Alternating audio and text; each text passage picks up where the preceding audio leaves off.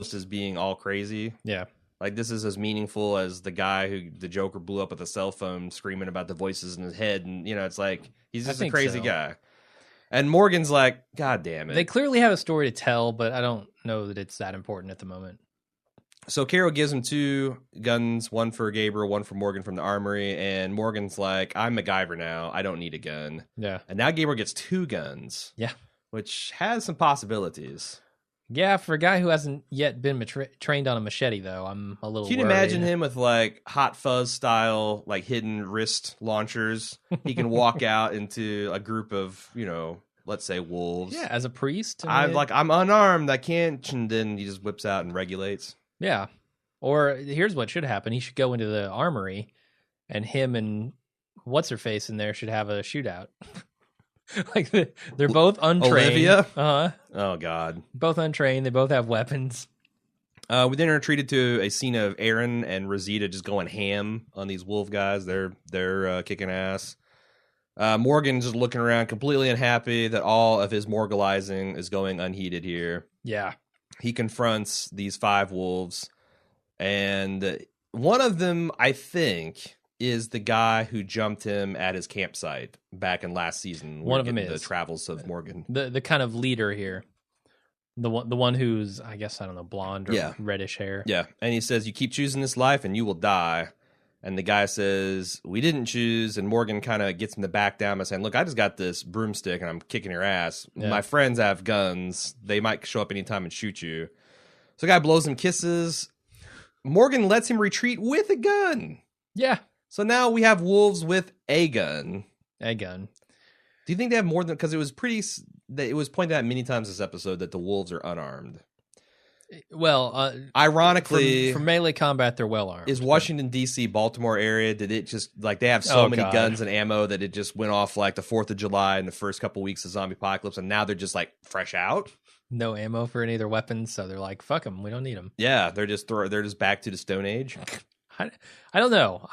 It was confusing to me why they didn't have what I would call real weapons. Or is there some brains behind the wolves unit, and they're using these mentally ill, crazy people as kind of like their shock troops? Maybe so. Like, there's actually some wolves that have an agenda and are making profit off of this arrangement, but they're not the true believers. That they're running like a cult, and it's a cynical cult. Yeah, the guy that Morgan's talking to in this scene seems a little less crazy than some of the others, right? He seems like maybe he's a leader, and he has the authority to, do his kissy mouth thing, and people will follow him. Yeah. So there's some kind of hierarchy here. There's some kind of structure and thought, but I don't know what it is yet. So it could be that this is kind of like literally a post-apocalyptic cult, and they have this thing where people can't live like this anymore. I kind of like what the one guy who was tied up was kind of spouting about how this is what you're living is a trap. You can't do this. Like he's trying to spread his religion, which is the only way to live now is this kind of insane, extreme predator prey, just live uninhibited. Because I mean, it's kind of a weird worldview, but I think it could be internally consistent. So they could just be killing because like you are in violation of natural order of things. Mm-hmm. You're trying to live with your fucking cardigan sweaters and your, spring cleaning casseroles and your baby monitors, and this isn't allowed anymore. This is an affront. What do you think about that? That doesn't require anything kind of management. It just requires a credo. An agreed upon ethos. Yes. Yeah. And I think that's a good theory on that, especially since a lot of this series has been asking that question, right? Like, especially with Rick, how far does Rick need to go to keep his people safe? Can they do the prison thing? Well, the answer there is no. Mm-hmm. Can they do the Alexandria thing? We're not sure yet, but the wolves would probably say no. Yeah. Yeah. So with the return of farming, again, it seems like they're trying to find the right mix between Terminus and Kumbaya. Mm-hmm. Like there's a happy medium between Terminus and Alexandria, but we don't know if it's compatible with the world as it stands, right? And we also, you're experimenting on the fly, so you don't know if this is, just because you've gone through all these others, you don't know that this is the right winning combination. Yeah, there's maybe some other missing ingredient that we don't know about yet. It's probably cream of celery. Probably cream of celery. There is an ironic scene of Carol smoking, like taking the cigarette off a dead woman. And starting to smoke. I don't know if she actually does, but she can't wipe the W off her head. She tries. I thought that was significant. She looks over and sees the A stamp that Sam put on there, which... So what is your interpretation of the scene? So I think Carol sees it and she goes, look at what I've become. I'm a W. I used to be an A. Essentially, I'm so close to being XYZ, like, who knows? I mean, even when she was an A, it was like she had to go Rambo. That's the moment when she went full Rambo, right? That's true. That was when to go save her people from the A train. And I think that's coming home to she's finally seeing like how hard she's become, how calloused she's become, and maybe a little bit of the moralizing has rubbed off on her. She still does what needs to be done, but she doesn't feel great about it in this scene, is my take. Speaking of Carol feeling great, we have yet another snippet from the hot new reality-based cooking series from AMC coming to your televisions this fall. Please enjoy. Cooking with Carol.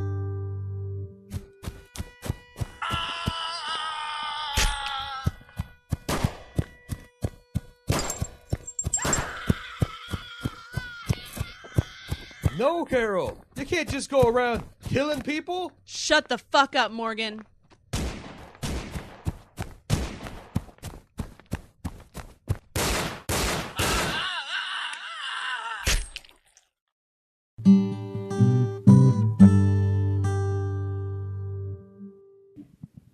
All right, then. So we have here Carol kind of making a horrifying discovery about her own inner nature, and Aaron makes a real-life horrifying discovery that his backpack he misplaced in his adventures with Daryl has led the wolves right back to Alexander. All those lovely pictures of their walls and their defenses and all the things they have on display arguably at least hasten their downfall, put them on the radar. What do you think's going to... What sucks to be him. Yeah. Because the thing is, like, you want to go up and say, man, this, but you did. What you tried to do good went bad. Yeah, real bad. Yeah, this is essentially like U.S. Middle Eastern policy. Like this, you're trying to do, but it's bad. It's all going bad, and you should feel bad. And there's nothing you can really say. Like, and what do? Do better? Don't help people anymore? Like, that's not a winning strategy. I guess don't do it again. Yeah, no, you're fucked. Welcome to life, dick. Yeah, feeling pretty bad for Aaron in the scene. Is he going to hang up the... So we know that he had talked Daryl into the necessity of the work that they do. Yeah. Scouting. Is this going to change Aaron's mind? Is this going to put him in conflict between him and Daryl, who Daryl's still wanting? Like, no, man, we got to get out there. We got to find people. And him like, no, wolves. We'll find wolves. I mean, if it does, it only serves to alienate Daryl's character, right? Because he's lined up with Rick. Aaron is lined up with Rick at this point, if that's how he thinks. And it'd be kind of interesting, though, because Aaron was the first person that made Daryl feel like he was part of the community. Yeah. So that he would put himself out like this. So now putting some conflict between them, especially under, like, again, this would not be contrarian bullshit. This would be, it's hard not to change your mind when you're confronted with something awful like this that you feel responsible for. Yeah. I agree. So Denise reluctantly calls Holly. She has butchered her on the table and has not saved her. And says, I need all of you guys to go because I need to... Mama needs some liquor and Xanax. And Tara, you think that she's like trying to make her feel better, but after she's like, no, just please, all of you get out. She goes, okay, but just remember to take care of the brain. Like, love it. Yeah, that's a great line. It was really dark. It's really funny too. It is completely. A lot of the stuff that happens in here is funny in this particular room. So next we get a scene of Rosita explaining to Deanna's worthless sad sack, but nevertheless very pretty son, how you keep going on in his world, because he's got, and I love her because Rosita's kind of like our audience stand-in. She's like, you guys are way too fucking season one for me to deal with. Like, find something that's worth dying for. That's it. That's the Walking Dead secret. You have to find something you believe in, that you care about more than yourself, protect that thing. That's how Abraham got by. That's how Rick gets by. That's how Carl and Carol's getting by. Glenn and Maggie, sure. Yeah, if you don't have that thing. Now, I wonder if they're going to position Morgan as some kind of, like, he doesn't care about one specific person. He cares more about this fragile sense of community. Like, are they going to introduce people that, I guess that's still something that's worth dying for. Yeah. Yeah, I suppose so. Anyway, so then we have a scene with Maggie saying to Deanna with kind of like a stiff upper lip, hey, we're still here. And Deanna says, not all of us, because she's turning into Droopy the dog before our eyes. Whatever, man. Get over it. That was last season. Deanna is not, she's going to die, right?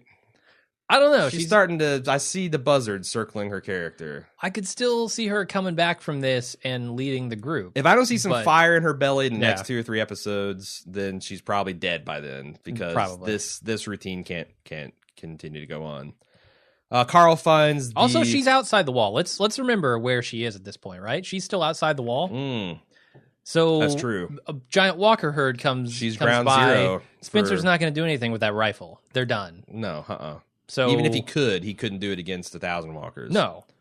So that's scary. I blame liberals. We should have 1,000-round barrel magazines for our assault rifles. Because what if the zombies come? It's true. You know, like we should be issued a couple of panels of cold rolled steel and 1,000-round drums of ammunition just in case. I think so. Why not? Why are they endangering our country? I don't understand. So Carl goes home and finds the Rosetta Stone for JSS. It's Just Survive Somehow, written in sad girl journal font. And then the casserole goes off, and I love him just nonplussed. He just goes and grabs the casserole out and sets it out to cool. Yeah, it's so great. It's this mundane moment after an episode full of insanity. So perfect. Yeah. So Morgan dispatches some freshly turned Alexandrians, which that's a good point. There's a lot of Alexandrians dead on the ground. They're going to come back as zombies almost immediately, and you better disperse and attack them, because the Alexandrians can't handle a zombie. No. Much less 2 or 3. So Morgan then runs into one of the other guys who held his camp up. He's the kind of long-haired one who recognizes him. And he says, you can't. He realizes after they briefly struggled that you actually are incapable of killing. Yeah. And then he gets his dick crushed by a broom handle, and Morgan apologizes and I think kills the guy. I think apologizes or says, I'm starting. Like... Yeah. I couldn't tell if he says, I'm starting to get used to this killing thing, or I'm sorry. We didn't have subtitles in the copy that and we they were both watching. mean very different things, right? Yes. Like, one says, I really don't want to do this. The other says, I'm kind of getting used to this. I'm warming up. Yeah. I feel like it's sorry, but we watched that like so. 10 times, and it's kind of like morphing, you know, when you hear a word long enough, like giraffe. Say giraffe 7 times, and it'll sound like some alien language from fucking Avatar. The blue Na'vi are going to be it's one of their creatures. But I think either one would be interesting. But he did kill the dude. I think so, yeah. Because is that like a fool me once, shame on me, fool me twice? Wait, fail? Yeah, the reverse of that. Yeah, I always my verbal dyslexia comes to save the day again. I think so. And then we have a scene of like Morgan and Carol walking past each other, and almost like a ballet type of thing. And it's clearly metaphorically they're on different directions on the same street. Yeah, seems like is that we understand that Carol is starting to rethink her bloodthirsty ways, and Morgan's starting to rethink his naive pacifism? I think so. Yeah. I would like to find. I just wish if that's the case, I wish they came together and shook hands at the end, because I'm ready for them to find a little bit of equilibrium. Yeah. We do have one more ad for the Carol thing, but that's going to be at the very end of the podcast. We're not having a spoiler section this week, so you don't have to worry about if you don't want to listen to feedback, but want to hear the exciting conclusion of the previews for Cooking with Carol. You can skip to the end of the podcast. So we got feedback coming up pretty quick, but first, word from our sponsor. It's not just AMC Cooking for Carol this week. We got Audible. You can get a free copy of a spoken word work at audiblepodcast.com/baldmove just by signing up. And they've got hundreds of thousands of unabridged works They're also excited, Audible is, about Lock and Key, which is a multicast audio adaptation of the Joe Hill and Gabriel Rodriguez best-selling graphic novels. Also an Eisner Award winner back in 2009. That's the kind of comics award show. And for a limited time only, until November 4th, you can get this totally free at audible.com/LNK. And this is, regardless of whether you sign up with our Bald Move link or if you signed up before, this is just a free thing you can get. And it sounds like something appropriate for the month of October. Let's look at this plot synopsis. This chilling tale starts with a tragic event that takes us to an ancestral estate in Lovecraft, Massachusetts, where the family learns that every key unlocks the past, the paranormal, and the evil creature that lurks within. Perfect Halloween reading / listening, yeah? Sounds spooky. And this isn't just like, one dude or one woman reading this in a monotone voice. This is an all-star production. It boasts an all-star cast with performance by Academy Award nominee Haley Joel Osment.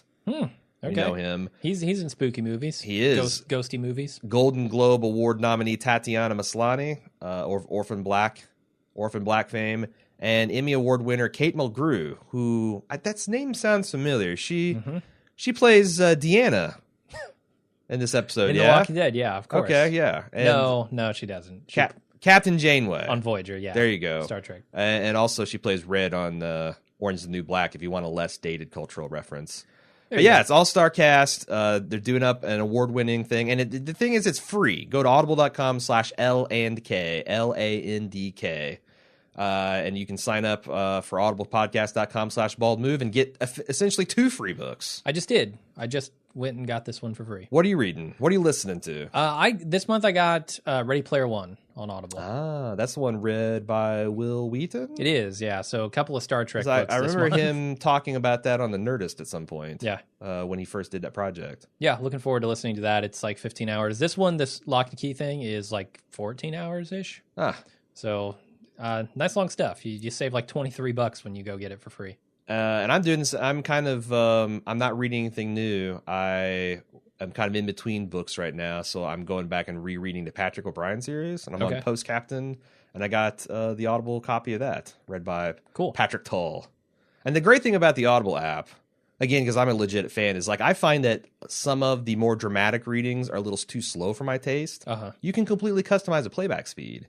You give it like a 1.25%. I've never done that. And it gives it a little urgency and like keeps up with like kind of like my natural reading pace. And you still get the dramatic reading aspect. I mean, you can get crazy. You can get it like 2.0 and the guys are talking like this. It's like the Micro Machine commercial guy. Yeah. That's a little much. But if you want if you're a binar or you speak binary, maybe that's the speed you want to roll. But it gives you the freedom and the command. And again, I'm reading a book at night. I roll out of bed on my Kindle, and then I turn on my cell phone, and Audible's right there to take over. It's pretty sweet. audiblepodcast.com/baldmove. And now we're ready for feedback, yeah? Yeah, let's do it. Okay. We start off, I had to delete a couple over the course of our discussion of the episode because we talked about them. Did we trample it? We did. Crushed their rib cages? And I'm not sure I got them all, but we're going to take this as it comes here. Okay. Dan from Philly. Hey, guys. Usually when I write in, it's because of the utter frustration this show puts me through sometimes. But I also like to think I can be fair to it when it really works. And that's exactly what it was like this week. Yep. Character development is always good, but set Carol loose and I'm there every time. Yep. The only criticism I have is how now we have to wait. We have to have yet another capable badass who, of course, has to be a David Carradine kung fu pacifist who's tortured by his conscience. Not only is this a trope that's so old in general, it's so played out on this show. As it's not just a trope that's old and exactly what you said, Dan. Yeah. Carol really has to start bitch slapping people on a constant basis, sort of like Fonzie hitting the jukebox every week. Yeah, I agree. It's a little old. I mean, that was essentially it's a lot old. That was Rick seasons 1 and 2. Give me one fucking season where this hasn't been an A plot in an episode or 3. Yeah. Yes, we get it. To be fair, that's kind of a complaint you could have about the comic series as well. He likes to dwell on this, what does it mean to be human? But yeah, I'm ready for. Yeah. That's the least interesting thing about the season. And again, that's only been like 10%, so I'm pretty happy. But if we're going to slow down after we're assuming both of us are assuming that we're gonna have a crowd-pleasing zombie fest next week. It gotta be. After that, if things slow down and we get a whole bunch of navel gazing about what this world means and how we can live in, it's going to go back to like, oh, Jesus. Yeah. But we'll see. Brad S. says, good episode, but I have a logistical question. How did the wolves get in? Were they let in? We saw the wolves chop up bodies like we saw at Noah's community. Is there a purpose to that behavior? Also, how does a group of mentally ill people communicate and work together? It's like having a community full of jokers. They would just be murdering one another. I was irritated when they had one of them alive that Carol just shot in the head. Do some interrogating, damn it. For such practical people, we didn't see a lot of layered thinking. Maybe I'm not being fair, however, since it was a life or death situation. Yeah, so... Well, that's the thing. Question as far as... I feel like they wanted it both ways. Like, these people are crazy, so there's no point in interrogating them. Because this guy's just, again, talking word salad. Yeah, I don't think interrogating would have been... But that's exactly the point. Like, now, my headcanon says the smartest one, the most stable, threw Molotov cocktails with maybe a friend or two, and then climbed the supports, and then that gate was open. But I could also believe that someone needed to take a shit really, really bad, and their relief was still 15 minutes away, so what's it going to hurt? You know, like, this community has left the gate open on numerous occasions for stupid bullshit reasons. So it's true. It could just be that the wolves are waiting for them to drop their guard to make the attack. Yeah, and probably, given the pictures. But I don't know. It's like, some of these people were too damaged to function, but it's like, part of me wants to give them slack, because like when I'm watching Lord of the Rings, I'm seeing goblins who look like they're roughly human level intelligence, and they're fighting side by side with these giant, trolls. They're completely implacable, and they're just as likely to kill their allies, but they're still an effective berserker part of their force. Mm-hmm. So why can't you have a whole bunch of crazy, insane people that, you might take a bullet, but you're wolves and you're carving W's in your forehead, so why do you care? Like, I want to give them a little bit of, okay, like this is a crazy plan, but they're crazy people, and it's savage, and it ultimately doesn't work all that well, so I can't find myself too much heart to complain about when everything else was fairly good. Yeah. Barry C. from the UK. It looks like the show is poised to set up a betrayal from either Father Gabriel or Dickless. Oh. Both of them have been forgiven when they probably should have been killed for their sins. Both are gradually being given training and more responsibility, and both of them are, well, pricks. All of which suggests to me that one of them will redeem themselves with the group, and one of them is going to leave the group wishing they hadn't been so forgiving. Do you agree, and which one do you think will be the villain? My eyes are closed in pain, because now that he's right. Why? Yeah, you're telling the same story, unless you want to have a parallel structure that eventually diverges. Why would you do that? So as much as I hate Dickless, I think Gabriel is by far the more morally indefensible person. Because he knew Rick, and he saw the context of their actions, and he deliberately misconstrued it to try to curry favor when he found some place where he thought he could get all kinder and gentler again. And also, he's hogging the rec room for his goddamn church. So, fuck you, Gabriel. Sure. No, you're out. We had that priest last year that was even saying, like, when your own tribe turns against you, Gabriel, that means you're irredeemable. So... if they're going to do that, I'd rather have Gabriel be the betrayal or the downfall and him die, and I guess keep Nicholas around. Yeah, Barry's reasoning is Father Gabriel is more likely. So he agrees. He says Dickless, you can argue, was naive about the world around him and is now learning that the group are the only thing keeping any sense of order. Gabriel, however, knows all too well what the world has become and still continued to betray the group. Plus, the wolves potentially could invoke some sort of savage biblical shit in him. Yeah, savage biblical shit? I don't know about that. I mean, but yeah, I'm leaning toward Gabriel too. His machete training could be a bad thing. Steven from Florida says, when Morgan allowed the wolves to leave, I saw them pick up a gun before running away. That gun is going to come back and bite Morgan in the ass, right? Oh, yeah, totally. Got to. And speaking, I want to go back to this thing with Father Gabriel. Yeah. This is the second time Father Gabriel's betrayed people that should have been able to put their trust in him. Like, he betrayed his whole congregation through moral cowardice, too. Yes. Mm-hmm. So this is something that's deeply ingrained in his character and psyche. Yeah. So, yeah. It's going to take more than machete training. But no, there's no way they showed that guy picking up a gun, and that's not going to be... Now, I don't think it's going to be Morgan. I think it's going to be someone shocking. Okay. Like, maybe that's how Deanna dies. a wolf with a gun, and it's going to be Morgan's fault. Yeah. But I don't know. I hope they don't kill Morgan. I hope they keep Morgan around for a couple seasons. We'll see. Unless he keeps morgalizing, then yeah. I mean, they do. How many? So what's the over under on episodes for him to morgalize before we're officially over it? One? Are you going to give him one, like 1.5? I don't know if I'm even going to give him one. I think maybe he realized the error of his ways in this one. He did. They just did such a good job with Rick, man. And like having a, like you said, like having this debate on the battlefield made it all the worse. Yeah, people are being chopped to pieces. I don't know. We also have emails about that. Anyway, Hef says, I really enjoyed this episode and listened to your instant take, and I had a couple things I wanted to respond to. First off, I think the wolves aren't a group of mentally ill people, but more of a cultish group with a you or us mentality. The black wolf that Morgan was tying up said, we're freeing you. You aren't meant to be trapped in here. And the way that we've seen them acting as a group seems to imply some overall motivation. Whoever is their overall leader, I think we'll see something interesting. There's a fine, as we know, there's a fine line between cult and mental illness. Yes. But that is not, that's fairly insightful, yeah. And then he also says, I loved Carol's pragmatism in dealing with this entire situation.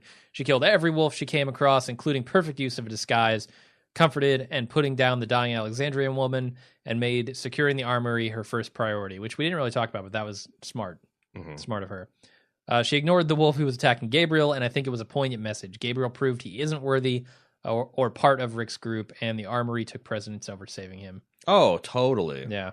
Like, I think just for pettiness, she could have let him die. The fact that it overall served a strategic goal. Yeah, and I think it was kind of, I mean, not petty, it was... Yeah, like, fuck him. He's getting, this is karma. Yeah. It's rare that you get to see karma so swiftly executed. Indeed. Jahaz says there's about 300 million guns in the U.S., and the wolves are using only blades against Alexandria. What the fuck? Surely they would expect their opponents to be armed with firearms. I mean, we kind of talked about that. I wonder if you could have localized shortages. Even though you've got an abundance, you'd have localized shortages. And again, like, maybe. The United States, I don't know if you're not a shooter, you probably didn't know this, but a year or two back, we ran out of fucking ammunition. Yeah. Like, you could not get 9mm, 22, like, you could get shotgun shells, and that's it. Which is when I stopped shooting and got into archery, and I'm like, fuck this. But yeah, like, so now there was a lot of conspiracy theorists and a lot of, economic and political theorists with reasons why that might be. But still, it's just a good point. Like, yes, all that's true. And they might have guns, but do they have ammunition for them? Can you readily get ammunition in every area of the United States equally in the zombie apocalypse? DC's got, like, on paper, some of the most strict gun control laws in the nation. Yeah. Which is one of the ironic things. It's also got one of the highest body counts. So you can make whatever political hay you want with that. But I wonder what kind of, like, I don't know, recall there would be. Like the military saying, okay, we need the ammunition because we're fighting this shit off. Or Walmart, send us all your ammo. But also, that's like, ask any prepper. That's the first thing you're going to loot in case the shit hits the fan. It's true. Yeah. So that you got to put that in your calculations. Like, canned goods, water, and ammunition are going to be the things and alcohol and drugs are going to be what everybody goes after in a loot. So yeah. I think it's kind of more realistic that, and also think about the average home in the suburbs or city. How much ammunition can you get out? Where you go to the average home in the rural locations, and each house could potentially have its own mini armory. Yeah. Thousands of rounds of ammunitions and hundreds of shotgun shells, and that's just kind of way they roll out there. Sure. Yeah, I can imagine in Georgia there are a lot of houses like that. Sure. Devin from Alexandria, Virginia. He's not making a joke. He literally lives in Alexandria, and yes, the show has it completely wrong, and it doesn't bother him. It seems like they finally found a good balance with character development, interesting plots, and satisfying pacing. Agreed. The action in this episode served both as action for the sake of entertainment, a dawning of realization, and hopefully the catalyst of change for the Alexandrians, and interesting character development for Carol and Morgan. In terms of Morgan, I had less issue with his morgalizing, as you seem to express in the instant cast, because I don't think he's balanced at all. Back in season 4, he was out of his mind insane, and I still view him as not being altogether sane. Yeah. Instead of settling down into a balanced sanity, I think he's pulled more of an inverted Rick pendulum swing Sure. and swung into a viewpoint of no killing at all costs, which is highly irrational and not exactly sane in the zombie apocalypse. No, that's a valid interpretation of his character. Yeah, I like just the find point. it annoying. the biggest point I like out of this is the economy with which this episode executed its action. You know, it wasn't just action for action's sake. Like he points out. Everything felt like it had a logical purpose. Yeah. Yeah. Good stuff. Dan O says, longtime fan of your podcast for The Walking Dead, Breaking Bad, and Fargo. Thank you. First things first, JSS, Just Survive Somehow. Yes. You and about 600 million other people. Dude, I got a couple 100 people in my PlayStation account at this point through Destiny and Last of Us. I got 4 messages through PlayStation about Just Survive Somehow. So yeah, big mistake missing out the first couple minutes of the episode. Yeah, he goes on. But it's also nice to know that people are ready and willing to help us out. Set us straight. Yeah. The mysteries I mean, of really, The we should have Walking known the name of the episode and saw that Just Survive Somehow on the paper and made the connection, which we did the second time viewing it. But yeah, it's hard when you're cracking jokes over the thing. It is, yeah. During a live watch. Yeah. He goes on, Rick needs someone to challenge his decisions. The plan for moving the zombies away from the camp by first leading them to the camp is insane, and to leave it virtually unprotected when you already know the wolves aren't that far away, really not a strong strategic plan. Similar in poor design to allowing the Terminites' small group to enter the church while it seemed your group slipped away, again, leaving little protection for the few left behind. Chronic mistake by Rick, leaving his settlement completely undefended. Although this wasn't, I mean, it's kind of like an all chips are in plan he had too. Yeah. So like, I get it. Like he should have left a small base camp of badasses, but he had Carol there. Like he had Carl there. It wasn't like he left the cupboards bare. He needed people who could execute. Rosita was there. He knew only his group was capable of it. And the thing of it, so yeah, I don't even know that's a valid criticism. You had Carol, Carl, Rosita, Tara, who's at least a mid-tier badass at this point. I mean, all of our core group are more capable than the Alexandrians, but of the people there, the only ones I would call badasses are definitely Carol. I was gonna say you better put Carol on there. Yeah, obviously. She's the Washington on the Mount Rushmore nowadays. Hell yeah.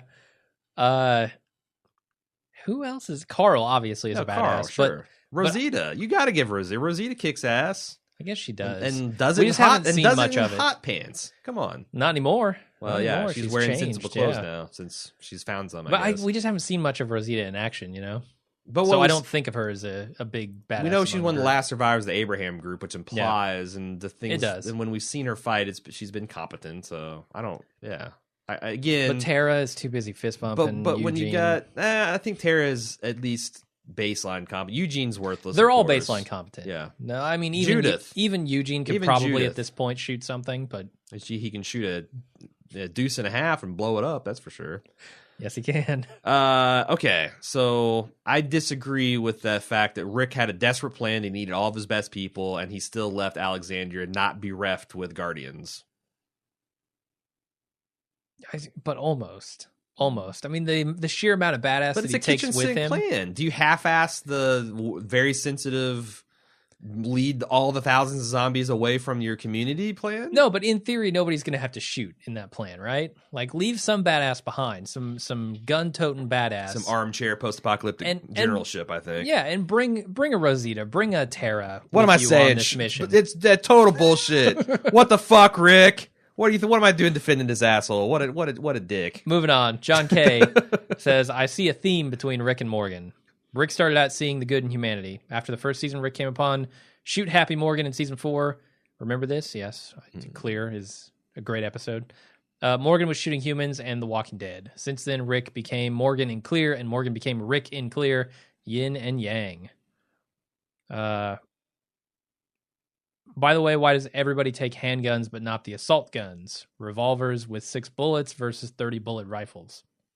I don't know. Do they have a bunch of rifles? They do. They have a shitload in the armory. Yeah, I thought that I was a little disappointed Carol didn't come out strapped. Yeah, I thought that. style. Yeah. I don't know. Jay says, how is it possible that The Walking Dead is able to have such a good character development for Carol, but very few others? During this week's episode, we see yet another side of Carol. Beyond her Rambo moments, Carol has a breakdown on the steps of her home. She is having an identity crisis. Is she a wolf or is she an Alexandrian? This is symbolized by her looking at the A on the porch and trying to wipe the W off her forehead, which we talked about. And he says, I hope she finds a balance between both. Yeah, I feel like Rick is the one who's kind of most in that position. It's weird. Like, he doesn't express it all that well. Yeah. But he is doing things to keep people safe. He knows what needs to be done, but at the same time, he's not as cold as Carol. He would never tell Sam, I'm going to tie you to a tree outside if you reveal what our plan is. And he also kind of trusts, like, I still stand by my read of Rick being worried that Jesse was not going to be a survivor, but he's trusting her, like, okay, well, this is your decision to make. And, you know, where I think other seasons, Rick's might have tried to be more hands-on and, you know, but yeah, I think that also it's not just Carol they're doing good character moments with. I thought they did a great job introducing Denise.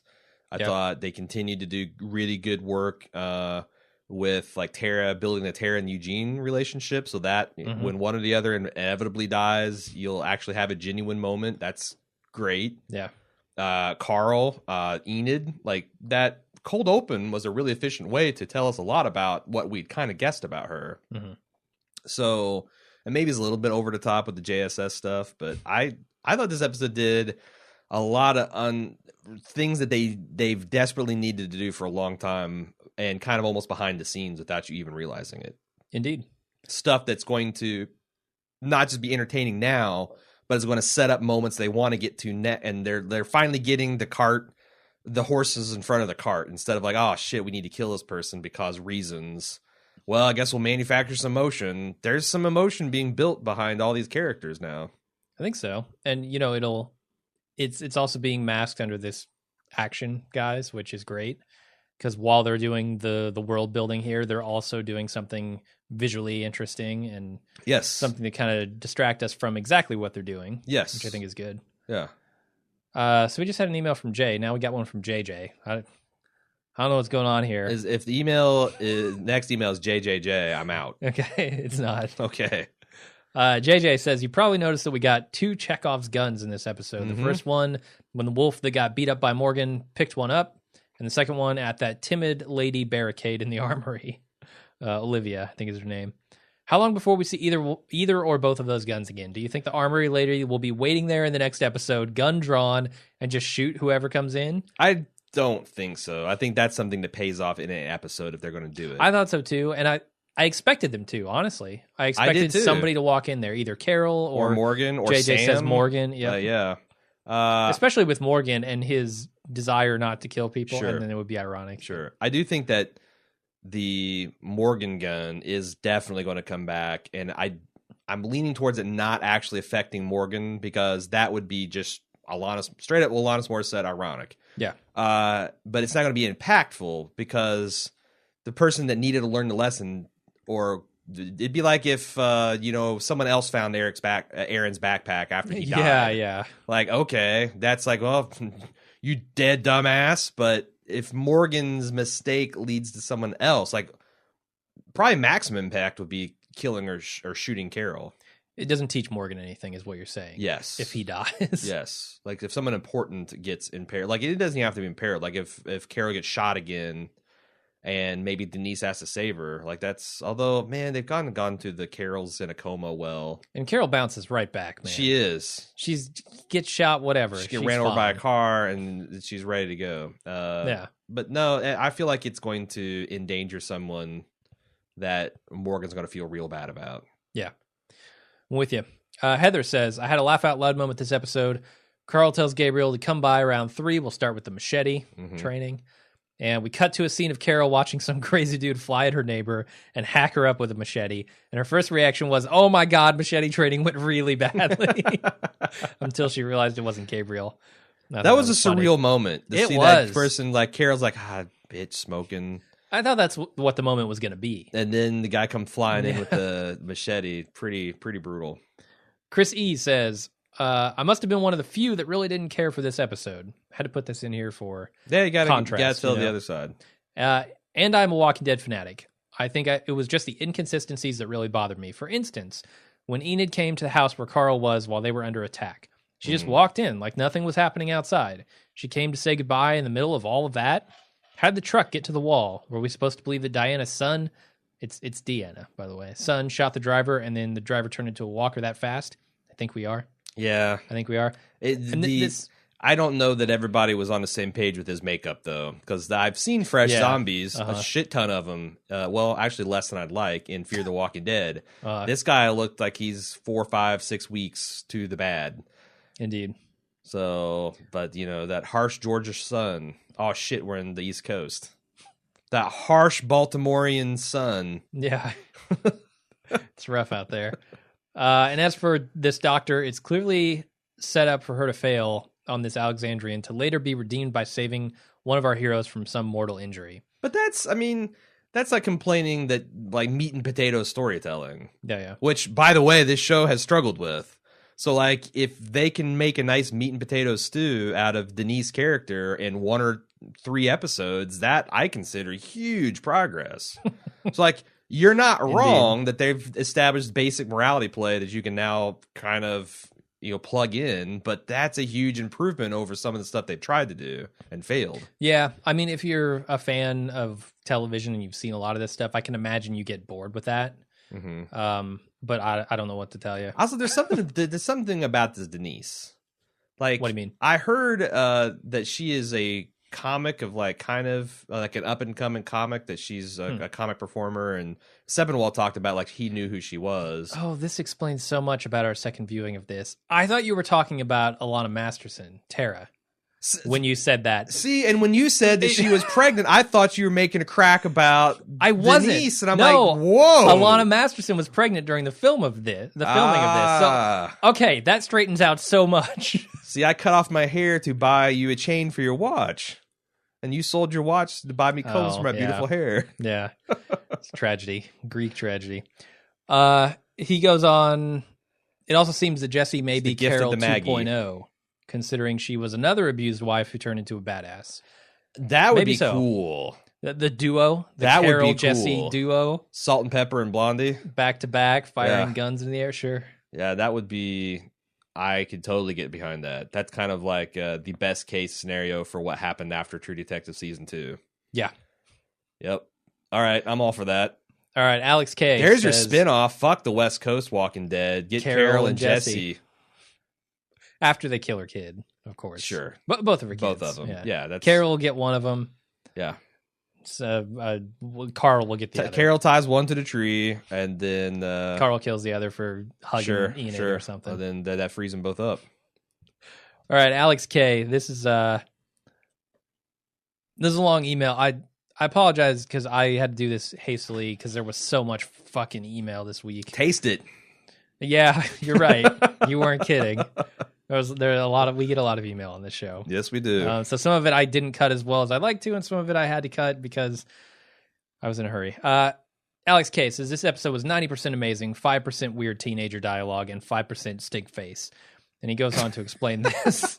I like those odds, by the way. Yeah. I'll take that. Yeah, every time. Every week I'll take it. Jesse, holy crap. First of all, I feel bad for hooraying the play possum thing she does to trick the lady into thinking that she was knocked out, followed by the release of some very, very built-up aggression stemming from years of domestic abuse.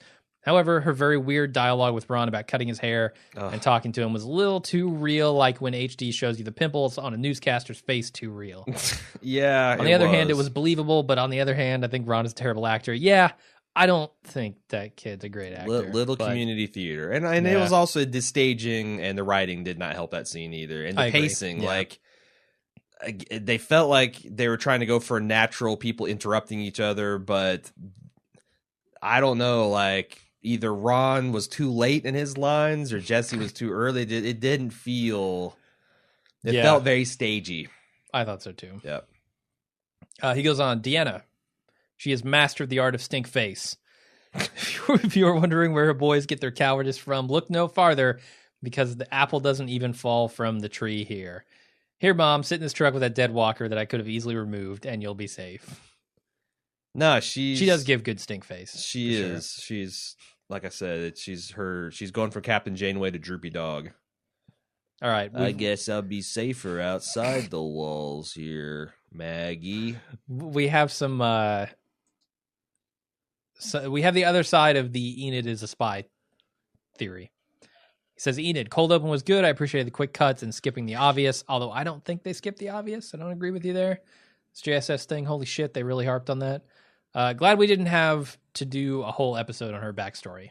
Yeah, that's fine. Also, I'm glad we'd have to wait 3 episodes to find out what JSS meant. Yeah. He goes on, I don't buy the whole she's a spy tale. If she were a spy, then why wouldn't she lead the wolves directly to the armory?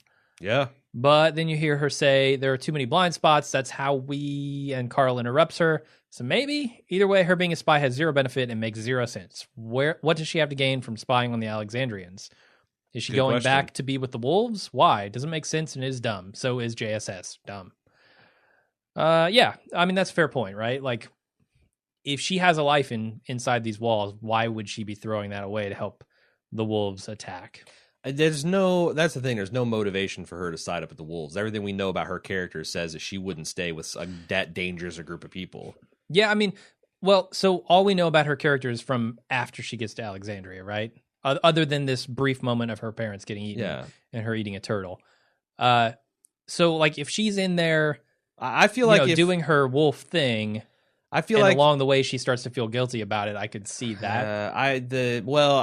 So we'd have to fundamentally find out a lot more things about the wolves that would make that make sense. I guess. Yeah. But from what I see of the wolves, I don't see this. I don't see them as the type of people she'd shack up with.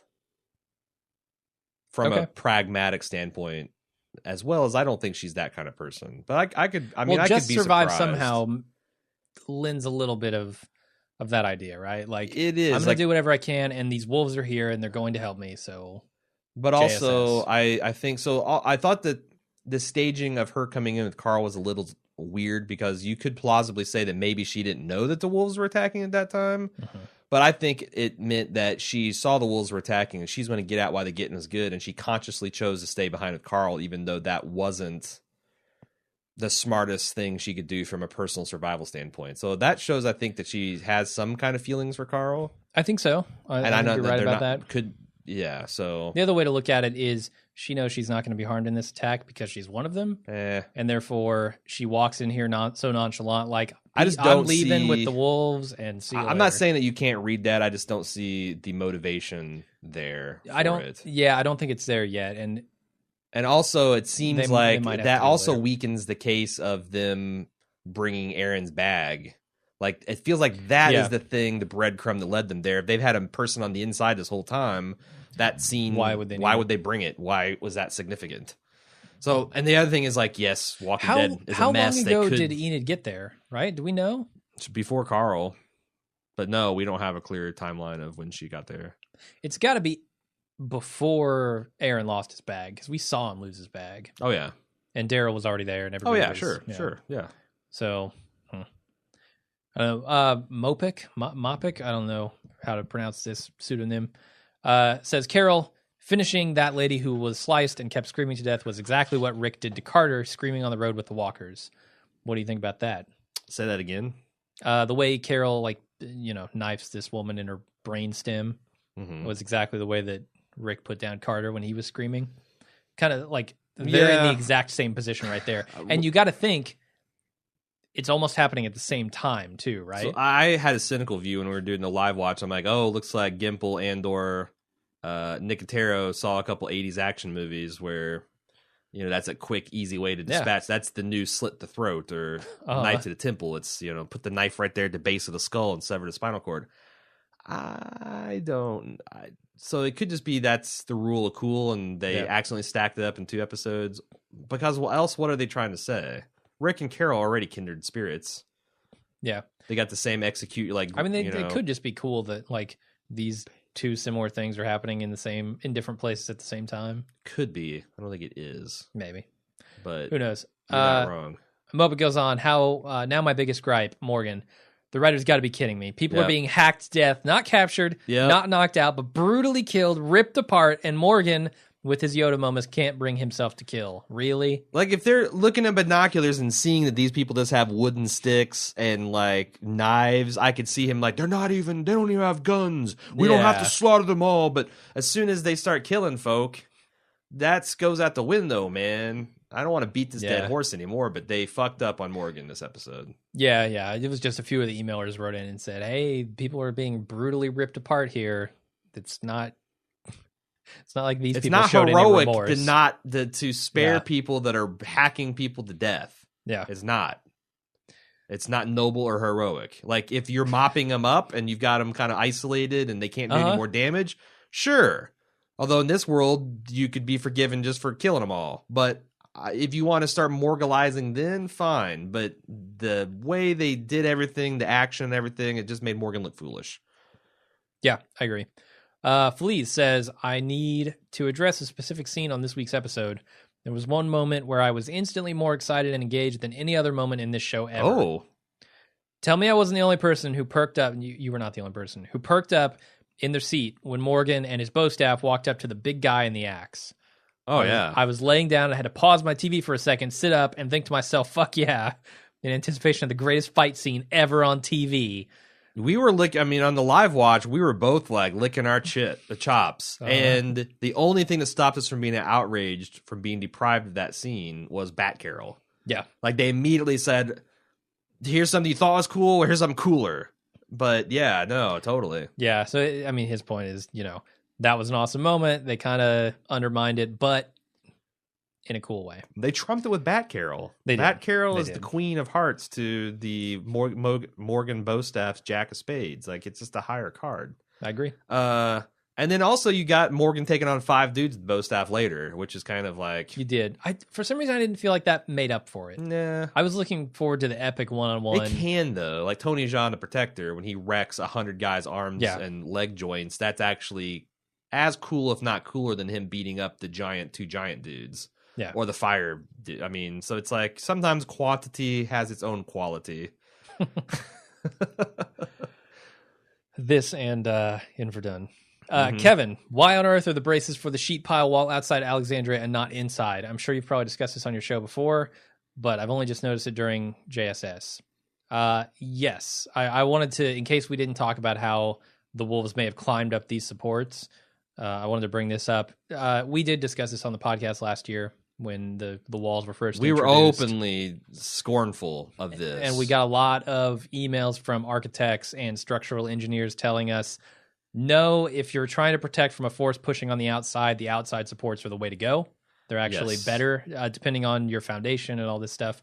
And since the Alexandrians didn't really see people as the threat, they saw the zombies as a threat, it makes sense that they would build it like that. Yeah, because, exactly. So you can say that that's stupid, but it's only stupid if you have the experience that Rick and his crew had. Exactly. But yeah, there's a lot of material science, less like, I guess steel is stronger under tensile when it's being like pulled than it is being pushed. It'll buckle and collapse under that kind of stress. So there's a lot of technical reasons, and our good buddy Levi was one of the first ones that emailed us, letting us know, like, no, actually, as an architect, if you're trying to make a wall that's going to resist outside zombie assault, just having to stand against a bunch of pushing, that's the way you want to build it. So apparently. Daniel in Bloomington. It fucking stopped a sim. I mean, it did. You can't argue with the results. Yeah, Reg is posthumously calling bullshit. Bullshit. We should do that where he's up in heaven. That should be in our next skit. He's up in heaven calling bullshit on our podcast. Daniel in Bloomington says, something that piqued my curiosity was something the seemingly lead wolf said to Morgan when he said that they didn't have to choose this life. I don't know that he writes in about what that was, just other than didn't have to choose this life. What? I don't get it. I don't know I don't know the wolves. I don't know where you're going with that, Daniel. Sorry. Moving on to the next part of his email. It says, Carol sitting in the steps, wiping the W when she sees the A written on the porch. Could have been the wolves have gotten their W's from being in a boxcar too. Is it possible these wolves were shaped in a similar way to Rick's group, but just took a more drastic approach to not trusting others? That's interesting. It's not a terrible theory. Could be the Gipple's just a root beer fan. W? A and W. Okay. I'm yes. sorry. This dad joke thing. Like, I've become in the last year realized that I'm leaning on that crutch, but it's hard when you got a 7-year-old that laughs at anything you say. You're right. God, he's 9 now. Actually, you're right. He's probably outgrowing the dad. And finally, Phil in Indiana says, watching the latest episode, I was 95% certain it would be Carol's last. Disguising herself as a wolf, concealing part of her face, and even marking her forehead W was a clever move that allowed her to take out many of the intruders, but also a risky one. If one of those Alexandrians had stepped up, she could have been. Like her plan was kind of predicated on the fact that none of these I'm less of a threat from the Alexandrians in Friendly Fire than I would be from. It really shows her opinion of the Alexandrians, right? And will say that this show has me believing that anyone except for Carl and Rick can die. Yeah. And it would be fairly I'm fairly involved in everyone at this point as well. Me too. So, and that even on the exact, Denise is almost there for me on the Alexandrians. I think obviously Aaron and his boyfriend I like a lot. Deanna was getting there last season. I'm not so sure about now. But... Deanna's death would be impactful, not from an emotional standpoint, but from what it means to Alexandria. Yeah. And Dickless at this point, if he dies, that would be... I'm not going to shed any tears, interesting, but it would be interesting on what that would do to Glenn's view of the world. I do feel like it'd be impactful to the other characters. Mm-hmm. But all the original group that came here, I feel I don't know, Eugene getting set on fire. I wouldn't shed any tears. I might laugh a bit, but also I believe that Tara would be completely distraught, and so would Abraham, and a lot of people. Indeed. That's all we have for emails. Well, it's not all we have, because we have a final segment that AMC's entrusted with us to disseminate to the Walking Dead fans. Again, it's the new reality-based cooking series coming to your TVs this fall. Yeah, we're going to play it as an outro, so if we want to do our regular outro stuff before that. If you got more email, you can send it to watchingdead@baldmove.com, or you can get on our forums at forums.baldmove.com. And, of course, you can follow all of our releases on Twitter @baldmove and on facebook.com/baldmove. Yeah, we decided in favor of doing this skit as the outro instead of a spoiler section. We did get some spoiler emails, but we'll save all that stuff till next week. Yep. And then we'll talk about it. Didn't want people to fast forward to get to the skit, and I'm sorry, the preview. Oh yeah, did I say skit? I said skit. I did too. Misspoke. I think, yeah. You should edit that out. It's the preview that AMC has given us. That's right. So we'll see you guys next week during or right after the show for the instant take. Until then, I'm Jim. I'm Aaron. See you then.